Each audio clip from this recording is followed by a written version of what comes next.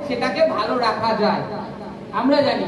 তা আজকে প্রভু সেই লবণের তুলনা আমাদের সাথে করেছে যে তোমরা পৃথিবীর লবণ। লবণের কাজ কি? লবণের কাজ যে বললাম প্রথমত স্বাদ উৎপন্ন করে, আর দ্বিতীয়ত কি পচন থেকে দীর্ঘদিন তাকে টিকিয়ে রাখা যায়। যে কোনো খাদ্যদ্রব্য বস্তু হোক তাকে দীর্ঘদিন রেখে দেওয়া যায় লবণ দ্বারা। আমরা যদি দেখি আগেকার দিনে এখনো পাওয়া যায় কম বেশি হাট বাজারে গেলে যে ইলিশ মাছ লবণ দিয়ে, দেখা গেল বছর খানিক 2 বছর আগের ইলিশ মাছ সেই লবণ দিয়ে টিনের মধ্যে বোঝায়, সেই নোনা ইলিশ বলে। তা নুনের মাধ্যমে তাকে দীর্ঘদিন রেখে দেওয়া হয়েছে, সে নষ্ট হয়নি। কিন্তু ওই মাছটাকে যদি লবণ ছাড়া রাখা হতো তাহলে সে মাছটা কি হতো? বেশি জোর 3 দিন, বেশি জোর 3 দিন বাইরে আপনি রাখলে সে মাছটা নষ্ট হয়ে যেত। কিন্তু লবণ দিয়ে আপনি দীর্ঘ 2 বছর কি 3 বছর সেই মাছটাকে রেখে দিচ্ছেন, টিকে যাচ্ছে। আজকে লবণের তুলনা দিয়েছে আপনাকে আমাকে। আর তোমার মধ্যে আমার মধ্যে লবণের গুণ থাকে। লবণের গুণ থাকার মানে কি? একটা মানুষ জীবনে বাঁচার আশা তার থেকে হারিয়ে গেছে, সে কিসের আশা করে? তার জীবনে রোগ ব্যাধির থেকে সে তার জীবন কেটে যাচ্ছে। এ ডাক্তার ও ডাক্তার করতে করতে, এ হাসপাতাল ও হাসপাতাল করতে করতে তার জীবন কেটে যাচ্ছে। হয়তো কেউ ডাক্তারে হাসপাতালে গিয়েছে, সেখানে বলেছে তুমি বাঁচবে না, বাঁচবে না। তার মধ্যে অলরেডি যে ঈশ্বরের আত্মা আমাদেরকে ঈশ্বরের আত্মা দিয়েছে। তাছাড়া আমাদেরকে যখন আমরা প্রভুকে গ্রহণ করেছি তারপরে প্রভু আমাদেরকে একটা পবিত্র আত্মা দিয়েছে। এটা আলাদা, এটা সকলের মানুষের কাছে নেই। পবিত্র আত্মা খালি যারা আমরা প্রভুতে মরেছি তাদেরকেই দিয়েছে। তা আজকে আপনাকে আমাকে বলছে, যারা আমরা পুরনো বিশ্বাসী তাদেরকে বলছে যে তোমরা পৃথিবীর লবণ। যে ব্যক্তির মধ্যে কোনো আশা নেই, তুমি যখন তার সম্মুখে যাচ্ছ তার সম্মুখে ঈশ্বর স্বরূপ হয়ে, তার তোমার মুখে যে বাণী যে বেরোচ্ছে, যে প্রভু করতে পারে আমার জীবনে করেছে, আমার পাশের বাড়ির জীবনে করেছে, তুমি যখন তাকে সাক্ষী দিচ্ছ, তোমার জীবনের গাভাই তাদের কাছে তুলে ধরছো, তার কাছে কিন্তু একটা আলো, বাঁচার আলো আবার আসে। যে হ্যাঁ, এখানে এই দিদি আমাকে বলছে যে প্রার্থনায় গেলে কিডনি ভালো হয়ে যাচ্ছে, হার্ট ভালো হয়ে যাচ্ছে, লিভার ভালো হয়ে যাচ্ছে, আমি একবার হলেও যে দেখবো। এই যে তোমাকে লবণের তুলনা করেছে, তোমার মধ্যে যদি তুমি খ্রিস্টকে পরিধান না করো তাহলে তোমার লবণটা প্রকাশ পাবে কি করে? খ্রিস্ট এটাই বলতে চাচ্ছে, তোমরা খ্রিস্টকে পরিধান করো আর তোমাদের মধ্যে আমার যে লবণ সেই লবণটা। এক সময় ঈশ্বর পৃথিবীটাকে নষ্ট করে দিয়েছিল, কারণ জগতের মানুষের পাপে পরিপূর্ণ হয়ে গিয়েছিল। আমরা যদি দেখি পুরাতন নিয়মে লেখা আছে যে ঈশ্বর পৃথিবীকে নষ্ট করেছিল মানুষের পাপের জন্য। আজকে ঈশ্বর দুবার নষ্ট করবেন না বলে তার পুত্রকে পাঠিয়ে দিলেন, আর পুত্র এসে আমাদের চলার পথে জ্যোতি হয়ে আসলেন। কারণ আমরা অলরেডি অন্ধকারে চলছিলাম, আমাদের মধ্যে ঈশ্বর সম্বন্ধে কোনো জ্ঞান ছিল না, আমরা মৃত্যুর মধ্যে ভ্রমণ করছিলাম। সেখানে ঈশ্বর প্রভু যিশু এসে আলো দিলেন। তা আজকে তদ্রূপ তোমাকে যখন ঈশ্বর কাউর কাছে প্রেরণ করেন, তুমি তার সম্মুখে ঈশ্বরের স্বরূপ হয়ে যাও, তার কাছে দুটো বাক্য বলো, তখন তার মনে আশা ফিরে পায়। তার যদি ক্যান্সার থেকে থাকে, সে বিছনাশয্য থেকে থাকে, তখন ভাবে না ওখানে গেলে আমি ভালো হব, কারণ প্রভু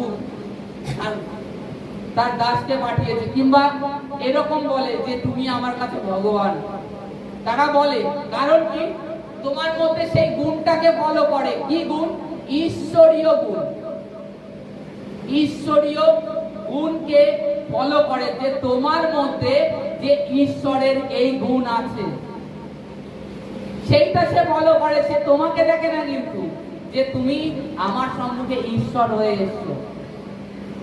তা আজকে আমাদের মধ্যে যে ঈশ্বরের গুণ। কারণ কি, সব থেকে বড় কথা, যখন আমরা খ্রিস্ট যিশুকে পরিধান করেছি, যারা যারা তাদের মধ্যে ঈশ্বর একটা জয়ের লাইফ দিয়েছে, যা আপনি মরা মৃতর উপরে হস্তার্পণ করবেন, সে আপনি তাতে সেই মৃত জীবিত হবে, মৃত জীবিত হবে। আর আপনি এবার ভেবে নিন যে আপনি কি লাইফ পছন্দ করবেন, এই জগতের অভিলাষ, না আপনার মধ্যে ঈশ্বর একটা জয়ের লাইফ দিতে চায়, আপনাকে একটা স্তম্ভ রূপে দাঁড় করাতে চায়।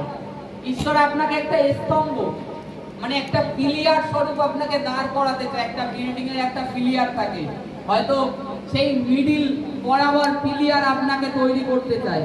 আপনি কি চাবেন? যে জগতের অভিলাষ, যা সীমিত সময়ের জন্য, অনেকে অর্থের লোভে তাদের জীবনের যে কিছু ভাব, যেরকম আজকাল সোশ্যাল মিডিয়ায়, ফেসবুক, ইউটিউবে গেলে তাদের জীবনের যে মানে এখানে আসছে যিশু যিশু করছে, কিন্তু তারপরে তাদের পুরনো জীবনটাই আলাদা। যখন বাইরে যাচ্ছে যিশুর নেই, যখন সে ফেসবুক কিংবা ইউটিউবে টিকটক ভিডিও ছাড়ছে, একবারও ভাবছে না যে ঈশ্বর আমাকে কেন বেছে নিয়েছে। ঈশ্বর জাস্ট এইখানের জগতের নামের একটা সীমিত আছে, কিন্তু ঈশ্বরের রাজ্যের কোনো সীমিত নেই, শেষ নেই। আজকে তো আপনি এখানে আরাধনা করছেন, যখন স্বর্গ রাজ্যে যাবেন তখন ঈশ্বর কি বলবে জানেন? ঈশ্বর বলবে, তুমি আমার উত্তম দাস, তোমার মধ্যে আমি সেই লবণকে পেয়েছি। আর যখন তোমার মধ্যে ওটা দেখবে না, বলবে তোমাকে আমি চিনি না। তাই ঈশ্বর লবণ করে আপনাকে আমাকে নিযুক্ত করেছে। আমাদের মধ্যে যদি সেই চরিত্র, সেই স্বভাব না থাকে, সেই গুণ না থাকে, কিংবা আপনার প্রতিবেশী আপনার নামে একটা দুর্নাম করুক, এটা আপনি কি, তখন আপনার জীবনটা বৃথা হয়ে যাবে। যে তখন ভাববেন যে আমি কেন প্রভু যীশু খ্রিস্টের সুসমাচারে গিয়েছিলাম, আর আজকে আমি কি শুনছি। কারণ আপনি প্রভু যীশুর বাক্য শুনছেন অথচ পালন করছেন না। বাক্য শুনছেন কেন? আপনার শারীরিক কিছু চাহিদা আছে, সেইগুলো মেটানোর জন্য। প্রভু যীশু শারীরিক চাহিদা অবশ্যই মিটাবে। বাইবেলে বলছে যে তার রাজ্যের আগে তার ধর্মের খোঁজ করো, তোমাদেরকে জগতের সমস্ত বস্তু দেওয়া যাবে। তা আমরা ঈশ্বরের রাজ্য খুঁজছি না, আমাদের রাজ্য খুঁজছি আগে, যে আমার রাজ্য তৈরি করি। তাই ঈশ্বর বলছে তোমরা মনটাকে ফিরাও, তোমরা লবণ হও।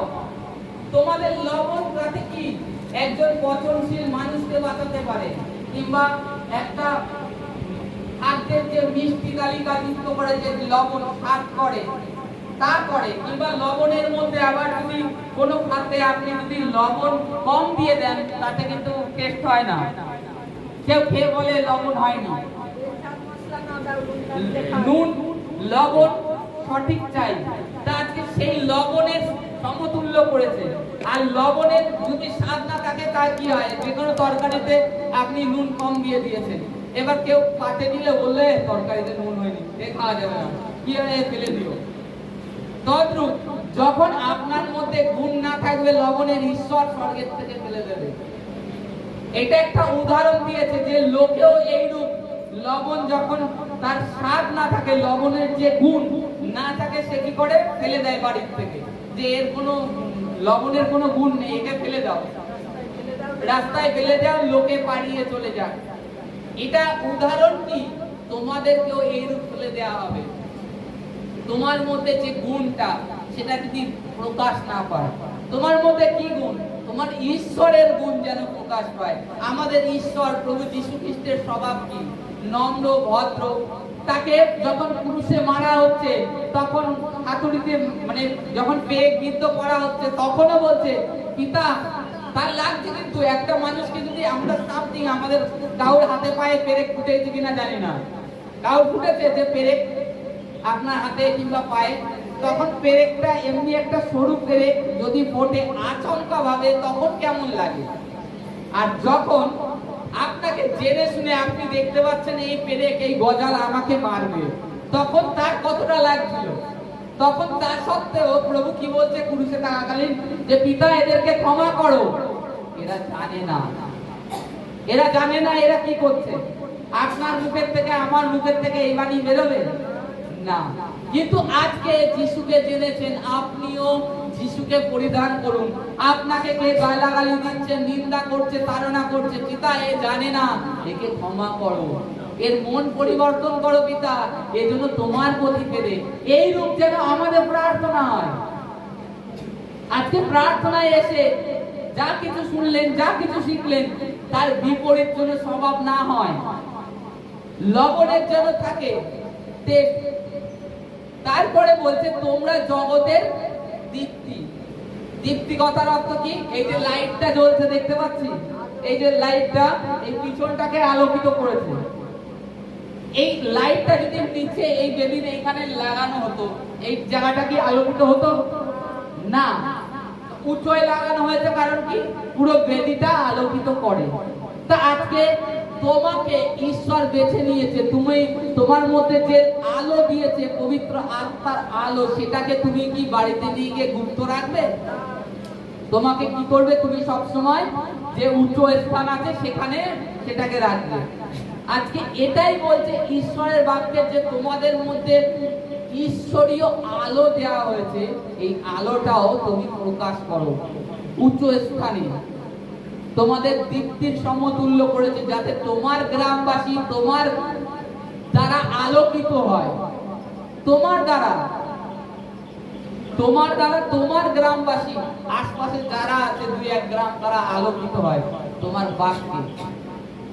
তোমার মধ্যে যে না, এই দিদি যিশুর প্রার্থনা যায়, এই দিদির মধ্যে প্রভু যিশুর গুণ আছে, এই আলো যেন প্রকাশ পায়, তারা যেন ছুটে তোমার কাছে আসে যে এই রূপ, হ্যাঁ ওই দিদির কাছে যাই, আমি ওই দাদার কাছে যাই, প্রার্থনা করলে আমার সমস্যা দূর হয়ে যাবে। এইটাই তুলনা করেছেন প্রভু যিশু, আর কিছুই নয়। যে তোমরা জগতের আলো আর লবণ, তার মানে কতটা আলো কি? অন্ধকারে আলো দিলে অন্ধকার জায়গা আলোকিত হয়। তদ্রূপ তুমি এখানে এসছো, ঈশ্বরের প্রাঙ্গণে আলো প্রাপ্ত হয়েছো। তুমি আলো, অন্ধকারে ছিলে, আলো প্রাপ্ত হয়েছো, তোমাকেও তোমার আশপাশে আলোকিত করো। আর লবণটা কি? তোমার মধ্যে যে লবণ, আলোকিত অলরেডি করেছো, লবণের টেস্ট তারা বুঝুক যে হ্যাঁ লবণের টেস্টটা কি। এবার যেরকম পচনশীল থেকে রক্ষা করে, আবার দীপ্তি কি করে? আলো দেয়। তোমাদের মধ্যে এই রূপ, এটাই ঈশ্বর বলছে। তা আজকে যেন আমাদের তার বিপরীতে না হই, যে ঈশ্বরের বাক্যে কি আমাদেরকে বলছে। আমরা এখানে একরকম শুনে যাচ্ছি, আমাদের নিজেদের স্বভাবকে পরিবর্তন করছি না। এই কারণে আমাদের জীবনে পবিত্র আত্মা কাজ করতে পারে না, ঈশ্বরের আত্মা দুঃখিত হয়ে যায়, কারণ তার বাক্য ফলো করছি না, তার আজ্ঞা ফলো করছি না। এগুলো অলরেডি আমাদের শেখানোর জন্য দিয়েছে। কিন্তু প্রভু যিশু কেন বলেছে? আমাদেরকে যেন আমরা শিখি, বুঝি, যে কখনো আমরা জীবনে নিরাশ না হই, প্রার্থনায় থাকি।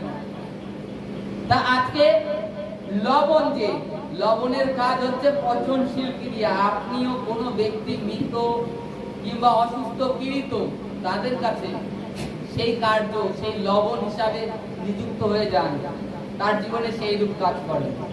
যদি প্রভু যিশুর প্রতি যে কেউ বিশ্বাস করে, সে অনন্ত জীবন পাবে। রোমীয় অধ্যায় বলে, সনাতন ঈশ্বরের, রোমীয় অধ্যায় 16:26 লেখা আছে, সনাতন ঈশ্বরের আদেশ অনুসরণে সর্বজাতির কাছে যীশু খ্রিস্টের সুসমাচার প্রচারিত করার আজ্ঞা তিনি দিয়েছে। আজকে সেই আদেশ অনুসরণে আপনি যান। আজকে আপনার মধ্যে যেন সেই লবণকে দেখা যায়। Hallelujah, hallelujah.